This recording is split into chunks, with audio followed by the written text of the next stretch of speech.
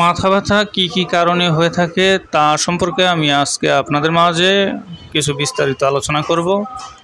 সুপ্রিয় সৌদি, আসসালামু আলাইকুম। আলহামদুলিল্লাহ ওয়াদা সালাতু আসসালাম আল্লাহ নাবিয়া বাদা আম্মাবাদ।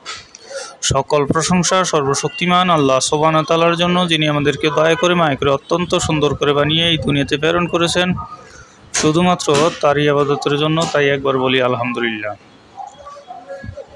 দুরূদ ও সালাম বর্ষিত অগণিত নবী রাসূলগণের প্রতি, আমাদের প্রিয় নবী হযরত মুহাম্মদ সাল্লাল্লাহু আলাইহি সাল্লামের প্রতি, আমা তৌফিক ইল্লা বিল্লাহ।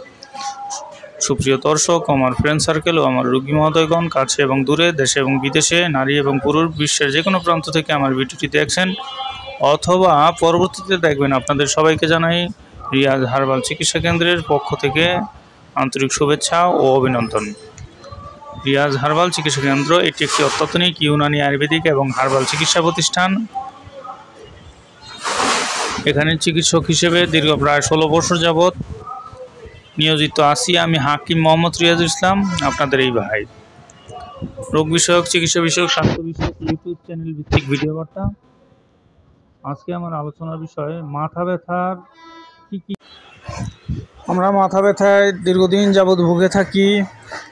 প্রয়োজনে ফার্মেসি থেকে ওষুধ কিনে সাময়িক সময়ের জন্য খেয়ে রোগটি দমন করে রাখি, কিন্তু এর মূল কারণ কি তা আমরা আমাদের অজানা না জানা থাকার কারণেই এই মাথা ব্যথার রোগীগুলো দীর্ঘদিন ভুগে থাকে।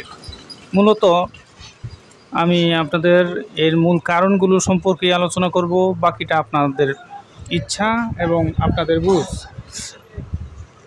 মূলত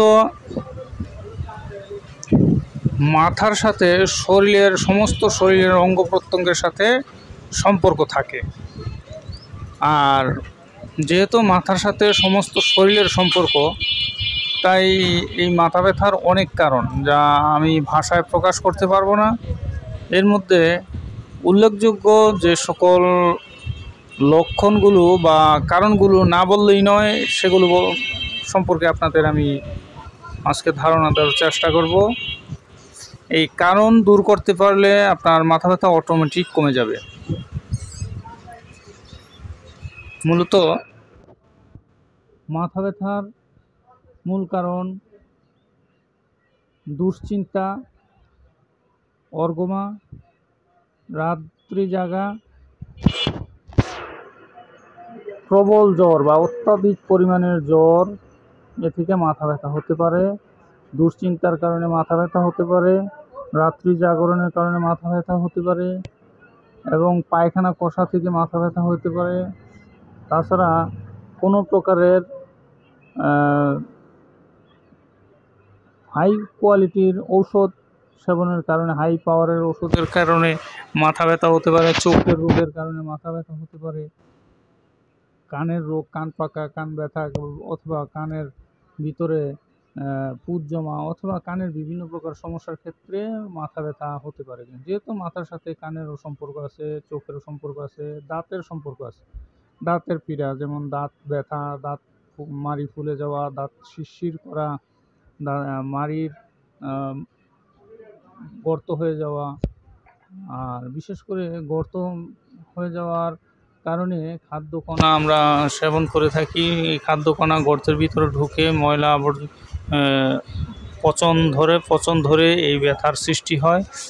আর দাঁত ব্যথার কারণে মাথা ব্যথা শুরু হয়ে যায়। তাছাড়া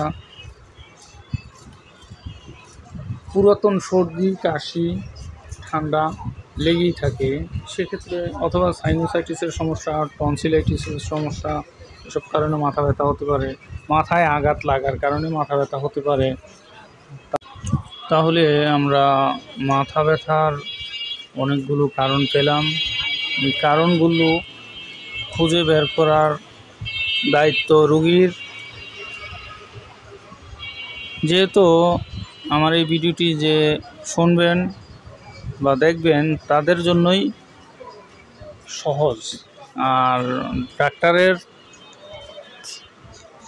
এর মূল কারণগুলো খুঁজে বের করে চিকিৎসা দেওয়া সবচেয়ে উত্তম, কারণ এর কারণ দূর না করতে পারলে মাথা ব্যথা স্থায়ীভাবে সবসময় থেকেই যায়।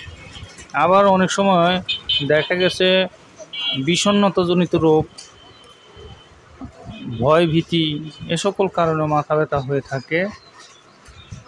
তাই কারণ দূর করে মাথা ব্যথার স্থায়ী ট্রিটমেন্ট করেন, স্থায়ীভাবে সেরে যাবে। আর এই নিয়মিত বছরকে বছর মাথা ব্যথার ওষুধ খেয়ে অন্যান্য রোগের সৃষ্টি করার কোনো মানেই হয় না, কারণ যেহেতু ওষুধ তো পার্শ্ব প্রতিক্রিয়া থাকে।